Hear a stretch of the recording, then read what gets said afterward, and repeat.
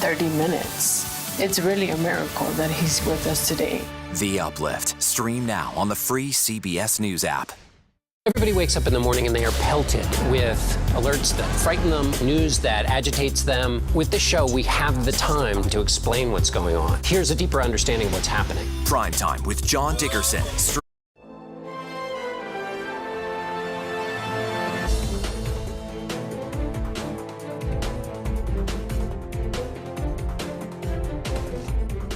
Speaker McCarthy rolled out a wish list straight out of the Freedom Caucus Playbook. It's a bill that might as well be called the Default on America Act, because that's exactly what it is, DOA. Our democracy demands America's best, and I will bring out America's best. We will do this through leadership, economic growth, and respect for the rule of law. There's more to do, so let's finish the job. Welcome to Red and Blue. I'm Major Garrett in Washington. We thank you for joining us. The House is expected to vote today on Speaker Kevin McCarthy's bill to raise the debt ceiling with spending cuts. This is not a bipartisan exercise. It is an existential test for the House Republican majority. To pass that test, House Republicans made changes to the bill early this morning to win over holdouts in their own conference. Those changes include, among other things, having work requirements for recipients of government aid start earlier than originally drafted. Several Republican lawmakers who were previously opposed to the plan changed their minds in response. Top Democrats have pledged, as you just heard, to block this bill if it reaches the United States Senate. Nicole Killian joins us now. Nicole is a CBS News congressional correspondent. Nicole, it looks like the Speaker has the votes. Does he? Well, that's certainly the hope. You know, Republican leaders have insisted all along that they were going to move forward with a vote this week, and they feel relatively confident that they can move forward. We do know that the Republicans did vote to advance a rule in support of this bill, and they did that without any defections. Now, the final vote may not shake out that way, but certainly that is a positive indication for leadership that at least they have the support to move forward in some capacity with this legislation. And Nicole, remind our audience that for Republicans to have any leverage with the White House, which is adamantly opposed to the specifics of this legislation, it has to pass it. If it doesn't pass, Republicans lose all leverage. So they really have to do this to have any hopes of beginning conversations with the White House in pursuit of raising the debt ceiling. Well, it's really about being on the same page, and so if Republicans can't be on the same page in terms of what they would like to see in terms of spending reforms when it comes to reining in spending, which they feel needs to be addressed, if there is a debt limit increase, then to your point, yes, they can't get much further in negotiations with the White House. That being said, though, the White House hasn't been that welcoming to negotiate with the Speaker. They still believe that there should be a clean debt limit increase and that there should not be preconditions, that is part of a separate discussion. So even if this bill passes, it's not clear if that will definitely bring the White House to the table.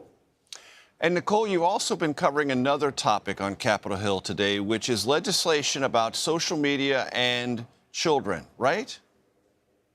Yeah, that's right. And look, this is something that many parents deal with, you know, whether you have younger kids or older kids, you know, this issue of social media, particularly when it comes to digital devices on phones, on tablets. There's so many different ways they can access it. But there is a group of bipartisan senators that introduced a bill today that would actually restrict children under the age of 13 from using social media, and it would require parental consent for those who are between the ages of 13 and 17. So what many parents want to know is, can you enforce this? And that's the question that I put to two of the bill sponsors earlier today. Take a listen. How do you enforce this? Well, the Federal Trade Commission will have the authority to enforce it, as well as state AGs. So the enforcement mechanism is very strong, and the compliance is relatively easy. There are lots of mechanisms for a more robust age verification system than the one they're doing now. The age verification that they're doing now is essentially asking a 12-year-old to say, are you 18? And they click, I'm 18, and now they're online. There are many sources of technology that can do this very simple task of verifying the age of minors, and for those who are 13 to 17, verifying the parent-child relationship so the parents can consent to allow them to open an account. And we have seen some response from a few social media companies, including Meta, which sent us this statement: we want teens to be safe online. We've developed more than 30 tools to support teens and families, including tools that let parents and teens work together to limit the amount of time teens spend on Instagram. In terms of TikTok, they say that they are still reviewing this legislation, but point to safeguards that they've implemented. We haven't heard from some of the other social media companies, but that is a point that many of them have made, that they already have some safeguards in place. Whether or not that's enough to satisfy lawmakers, they told us they do believe these controls should be in place because they're concerned about the impact and the toll that social media could be having on young people and their mental health. Nicole, you've seen this. I've seen this. One way that Congress sometimes gets private entities to change behavior: draft legislation. So we'll see where this goes. Nicole Killian, thank you so very much. So for more on the previous conversation Nicole and I were having about the future of the debt ceiling, let's bring in CBS News senior White House and political correspondent Ed O'Keefe. Ed joins us, of course, from the North Lawn.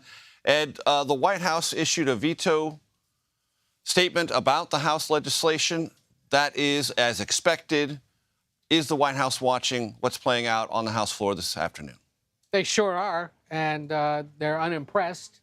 And unless the House Republican leadership calls to say, we're ready to just raise the debt limit, at least for now, the White House says, don't call. And so the stalemate will continue. What is happening here, though, is, of course, the House, at least, will be on the record on this issue. Democrats salivating at the opportunity to call out what Republicans in tougher districts are going to end up doing here by voting for various cuts that they argue could cost jobs and health care and health security for a lot of Americans. But it will put the resolution of this no closer, other than perhaps to fulfill what the president has been calling for, and that is, show me your budget, show me your priorities, and I'll show you mine. He issued his budget in March. Mm-hmm. Now they're taking this vote tonight, and at that point, everyone's on the record with something, and we'll see at which point then they might consider sitting down, but don't clear your calendar just yet. Ed, we were showing our audience some ceremonial video from earlier at the White House. We'll get to that ceremony in a second, but one more debt ceiling question. There are lots of people in the economic world who are wondering if a recession might come in the third or fourth quarter of this year. And it seems to me that Republicans, if they weren't in this position, could say that's entirely the president's fault and responsibility. I imagine the White House is prepared to suggest, if there is a default crisis, to shift any and all blame imaginable on any economic news, indifferent or bad, to House Republicans. I'm wondering about the politics of this. Wait, ask that again, sorry?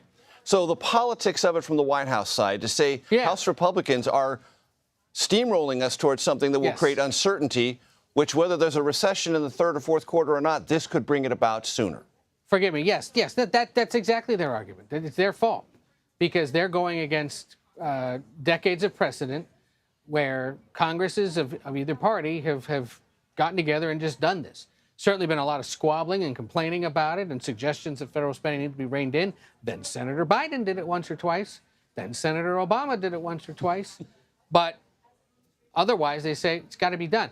What we've seen the president start doing in recent days is, to paraphrase or quote Ronald Reagan and Donald Trump, who said virtually the same thing the president is saying, which is, you don't screw with this. You don't touch the debt limit. You just raise it, because all you're doing is paying off previous spending that you all have already approved, and you're irresponsibly playing with the fate of the U.S. economy otherwise. Ed, catch us up on the preparations for tonight's state dinner with the South Korean leader and all the ceremony today at the White House to honor a vital ally in that region. This has been on the books for several months. It is to honor a vital Asian ally, for sure, one, of course, that sits at a pretty sensitive spot. The U.S. announcing today it will be sending nuclear-armed submarines to dock, some say visit diplomatically, ports in South Korea to send a signal to North Korea about how serious the United States and its allies are about deterring its nuclear ambitions. There's been a debate in South Korea about whether that country should be developing its own nuclear weapon system. The U.S. and others trying to tell them, no, don't do that. We'll help you out here. And so by doing this, at least, it's a big symbol to the South Korean public and to the North Koreans and to the Chinese and the Russians and everybody else. We're serious about this, so much so that we're willing to send our own nuclear weapons right up to your doorstep. The state dinner tonight is expected to include hundreds of guests. We've been waiting for the guest list all day. We haven't gotten it just yet. But it is a reflection of the importance of this relationship. And this kind of day, where the president's now formal re-election campaign has made an ad buy and says it's going to be airing advertising in swing states, but the president is doing things like this, literally appearing to be presidential, hosting world leaders, sparring with Republicans on policy, is the kind of format and vibe you should anticipate from Biden land for at least the next several weeks. There are no current plans for bunting and adoring crowds in a basketball arena or in front of some pretty vista in Philadelphia or Phoenix or Atlanta anytime soon. The goal is to keep raising money and to keep him looking presidential when Republicans up on Capitol Hill and out on the campaign trail are fighting amongst themselves. Bottom line, it's much easier to run for the presidency from the Rose Garden than from the Rose basement. Garden, exactly. Than a basement. Ed O'Keefe. They will do it. Thanks so very much. Earlier today, former Arkansas Governor Asa Hutchinson formally announced his 2024 campaign for the presidency. He did so in his hometown of Bentonville, Arkansas. I've been a consistent conservative through my time as leader of the party in the United States Congress and as governor. And now I bring that same vigor to a fight in another battle, and that battle is for the future of our country and the soul of our party.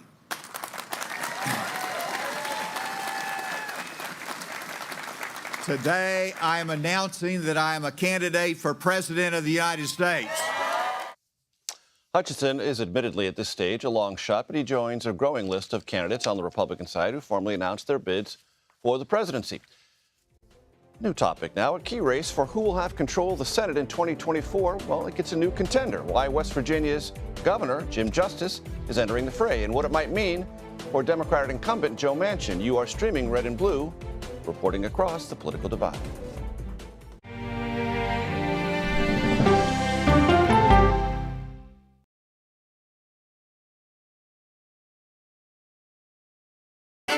Hey there, welcome to the Uplift. I thought she was a groom, and I stepped back and I went, oh, you're the queen. She's going to be with me every instant that I'm alive. I just wanted to see if you'd go to Disneyland with me today. I look over at him and he's smiling. I'm going to remember that the rest of my life. They told us when he was going to be born, he was only going to live for 30 minutes. It's really a miracle that he's with us today. The Uplift. Stream now on the free CBS News app. Morning news matters because it sets the tone for your day, and it's a way of getting you started. We're going to uplift you. We're going to send you out your way. Day to day, that first draft of history, it happens right here. CBS Mornings.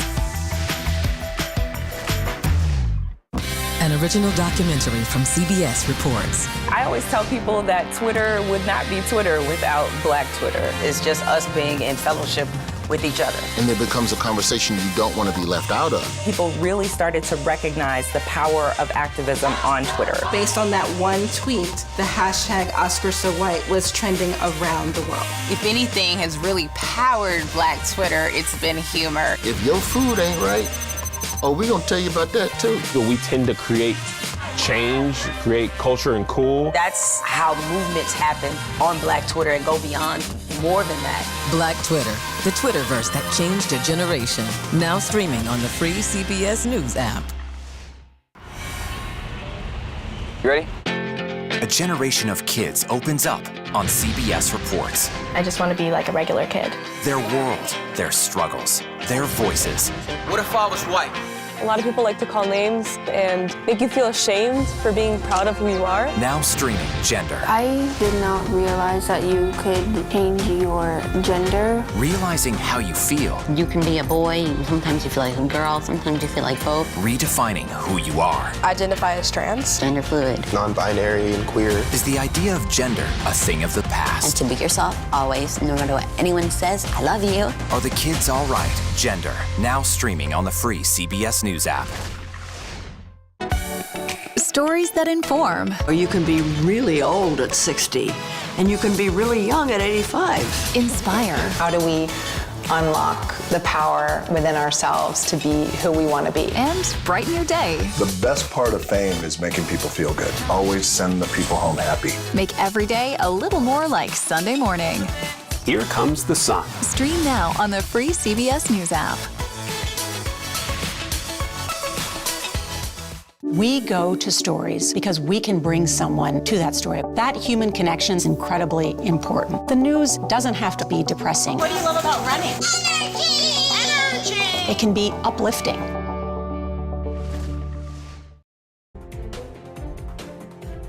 Welcome back to Red and Blue. West Virginia Republican Governor Jim Justice is expected to announce a bid for the U.S. Senate Thursday. Justice is a former Democrat who switched parties 7 months into his first term as governor. He is currently serving his second and final term as governor due to the state's term limits. Justice will turn 72 tomorrow on the day he announces his Senate candidacy. CBS News congressional correspondent Scott McFarland is covering the story and joins us now from the federal courthouse here in Washington, D.C. He's there awaiting other business because Scott is nothing if not intrepid and capable of juggling many stories all at once. So, Scott, you spoke with Justice yesterday ahead of this expected announcement. What did he tell you? You want a blockbuster for 2024, Major? Look at the possible Senate race shaping up in West Virginia, a seat the Democrats very much need to hold and might be fighting against the tide of the ocean in doing so. Jim Justice largely expected to announce his candidacy for the Republican nomination for that Senate seat tomorrow night at his Greenbrier resort. And if Joe Manchin, the Democrat, runs for his seat for re-election as well, you have the two highest profile, largest political forces in the same state going head-to-head for one seat. Jim Justice is term limited in the governor's mansion. He has about 20 months left and is looking for the future. I asked him at an event in Craigsville, West Virginia last night whether he'd be favored in this race should he choose to pursue it. Take a listen to his response. Just look at how I am accepted in the views of the voters, the views of the people. I mean, for God's sakes, I've got an 86% or 74% or whatever it may be approval rating, because you don't get that by just falling off a log and doing bad stuff at the wrong time. Should he enter this race, two big things standing in his way. Even though he is a governor with a high popularity rating, he has a primary waiting for him with Alex Mooney, the congressman from the northern half of West Virginia. He's already declared and locked up a couple dozen endorsements from state leaders. And in a general election, if Joe Manchin runs for re-election, he has found a way to beat the odds and win statewide in a very red state. And he is, to put it mildly, Major, a known quantity in West Virginia. Absolutely, Scott. And about that primary, former President Trump will loom large in that primary. He is very popular in West Virginia. I've traveled with him there when he was a candidate and as president. And he has a bit of history with both candidates, Justice and Mooney. That will take some sorting out, will it not? And it's so pivotal, isn't it? In a state Donald Trump won by 30, 40 points in 2020, that endorsement could mean everything. Trump endorsed Alex Mooney in a competitive House primary last year, a very competitive primary, and that endorsement might have been key. Donald Trump has also been very complimentary to Jim Justice in the past, including the Justice's response to COVID at one point. That looms large. I asked Justice about that, and he says he's put calls into the Trump team ahead of tomorrow's announcement. And we know Congressman Mooney has made trips to Florida, including to Mar-a-Lago. They will both be jockeying for the same thing. And just for our audience's benefit, Scott, remind them that Manchin has not yet declared. He's sort of coy about this, and he doesn't rule out possibly running as an alternative third-party candidate for the presidency. And though he's tried to squash this possibility or talk of this possibility, there's always the possibility he runs for the governor's mansion again, where he served for a number of years before joining the U.S. Senate. Lots of permutations, lots of possibilities.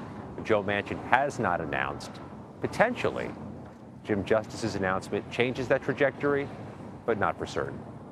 When we want to know about permutations and possibilities, there's one person we turn to, Scott McFarland, thank you. President Biden's re-election bid, you might have read about this, heard something about it. Well, it's off and running. How concerned should he and Vice President Kamala Harris be over what can fairly be described as underwhelming poll numbers? We will take a look inside the campaign. You're streaming Red and Blue.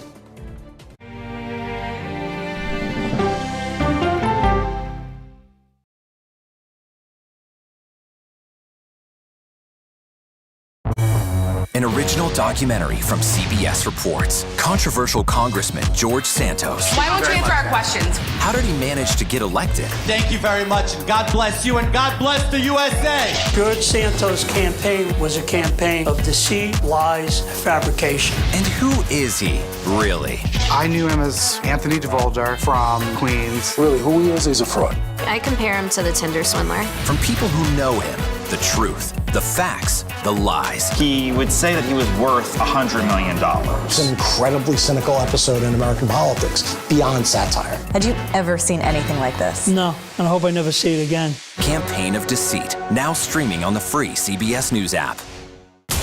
She dazzled on the court and off the court as a businesswoman. Thank you for joining us on Person to Person. Tennis superstar and entrepreneur Serena Williams.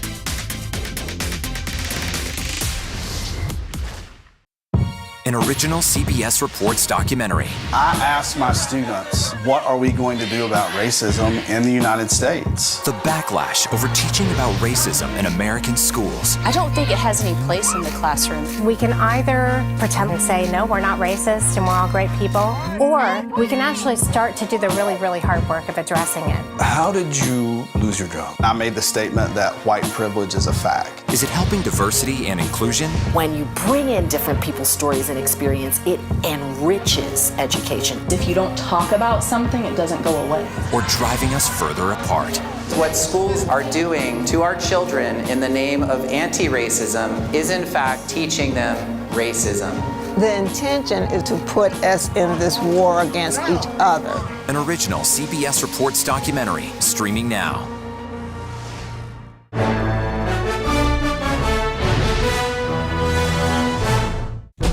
An original CBS Reports documentary. I was entitled to equal pay for equal work under the law. Does the Supreme Court's power need to be checked? 9 Supreme Court justices, 5 of them said no, she's not entitled. That's not right.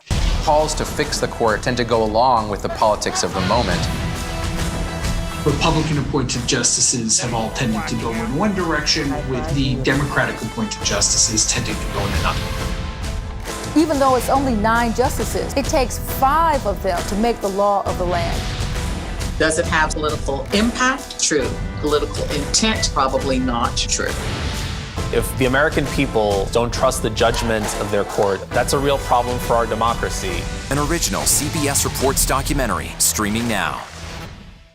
On our places, bright, shiny faces. When you wake up in the morning, we want to be your go-to team. I don't go to work in the morning. I go for coffee with my 2 good friends, and we talk about the world.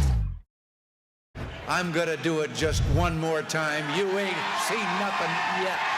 You have given me an opportunity and a responsibility that comes to few people. I'm humbled by the trust and the confidence of my fellow citizens. The task of perfecting our union moves forward. Welcome back to Red and Blue. That was a few of President Biden's predecessors after they each successfully won another 4 years in the White House. But before President Biden give a speech like that, well, he's got to win. And how are the polls weighing his challenges? One poll from CBS News found that 22% of Democratic voters are excited about him running for re-election. Doesn't seem all that encouraging. For more, let's bring in CBS News political contributors Ashley Etienne and Antoine Seawright. Ashley previously served as communications director for Vice President Kamala Harris. Antoine is a well-known and well-trusted Democratic strategist here at CBS News. So I want to play a soundbite from the president himself today, talking about his age and his relative standing in the polls. Ladies and gentlemen, let's play that sound.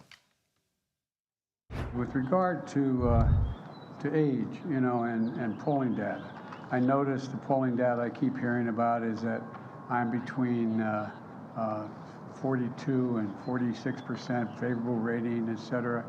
And But everybody running for re-election in this time has been in the same position. There's nothing new about that. You're making it sound like Biden's really underwater. Number one. Number two, when the same polling data asks whether they think what kind of job I've done, it gets overwhelmingly positive results. I love it when presidents talk about the thing they always tell us they never think about. Right. Polling data. Ashley, talk to me about what the president said and how it comports with your understanding of reality and how the campaign sees it. No, I think you're absolutely right. It's clear that the president's a little shaken by the numbers and he's a little worried about it. But I will say that the reporters obsess about polling, no disrespect. Sure. But the reality is what politicos look at is the environment that we're currently operating in. And I think it's rich for the president. Let's just talk about the reality of what we're talking about right now. Donald Trump's back is against the wall with the indictments from New York to Georgia. He's increasingly unpopular with every passing day. DeSantis hasn't caught fire yet. The investigations on Capitol Hill have yet to catch fire as well. So from my perspective, and I think from the way the party is looking at it, is this is an incredibly rich environment for the president. And then you couple that with the fact that he's passed these big, incredible, transformative legislation in bipartisan ways.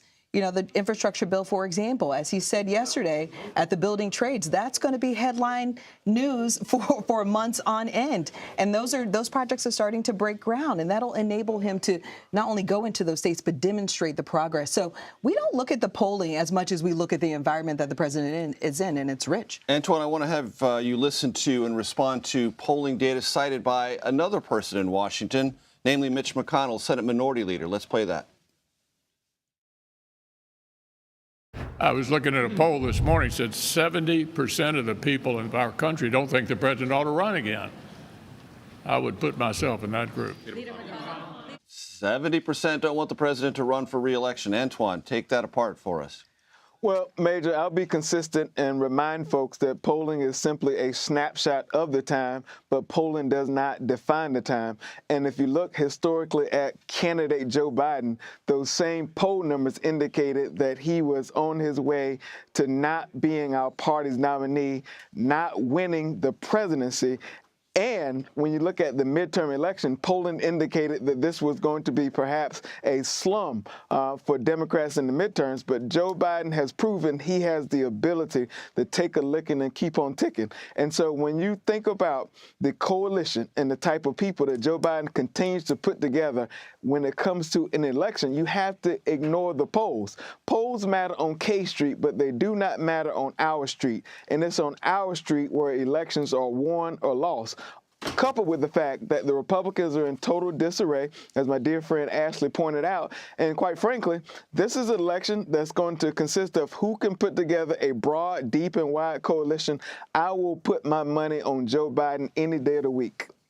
Actually, I remind myself all the time that the week that former President Trump announced that he was going to run again, the president gave a press conference at the end of that week.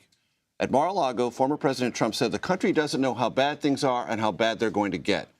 President Biden said that exact same week, the country doesn't know how good things are and how good they're going to get. I said to myself, that's the campaign in a nutshell. That's essentially it. Absolutely. All the other things will visit around that central question. Do you see it that way?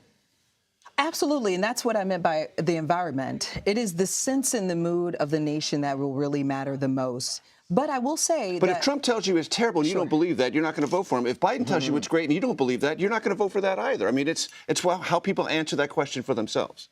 That's exactly what I mean. But here's the thing is that Biden has the advantage over Trump because he has more ability to influence and impact the mood of the nation, whereas Trump does not. The other thing is that, Biden is the type very different from Trump, whose eyes are always looking up, is always optimistic and hopeful, right? Always looking at the little guy and their circumstances and trying to improve those. So he's in a stronger position than Trump is, even if the country might not feel 100% that things are going in the right direction. He's got the ability to transform those feelings and those going into the election. Antoine, take that apart, that contrasting statement from Trump and President Biden last fall. Well, I think elections are about contrasts, and what the Republicans have to wrestle with is that this president will literally go into this reelection more handsomely positioned from a policy standpoint and a political standpoint than any other president combined, than all other presidents in my lifetime, I'm sorry. And I know there's a lot of noise out there about his age and whether or not he's up for the task, but look, think about this. There's no substitute for experience, Major. You should know this more than anyone else being around Washington, D.C. And then the second part about this, think about what this president has done and what Donald Trump cannot speak to. From the bipartisan infrastructure law, CHIPS and Science, Inflation Reduction Act, marriage equality, 12 million jobs, historical investments in historical black colleges and universities, more black women on our nation's highest courts than all other presidents combined, first gun violence bill in the nation. When it came to police reform, the Congress could not get it done, but he was able to get it done by way of executive order, and he's still not done. So this campaign will be about, we've done legislation, so it will be about education and implementation. The Republicans cannot speak to any of that. Antoine and Ashley, when I tell people I'm not old, I tell them I'm experienced. So thanks for mentioning that. There's no substitute for that, Major. It matters, right? It matters. It's great to have you both with us. That does it for today. You have been streaming Red and Blue. We'll be back tomorrow night. And a reminder that on Monday, the show gets a new name. It's very exciting. Red and Blue will become America Decide. Same time, 5 p.m. and 6 p.m. Eastern. Same political reporting, even better, actually, from our CBS News team. We thank you for watching all of this. You're streaming CBS News.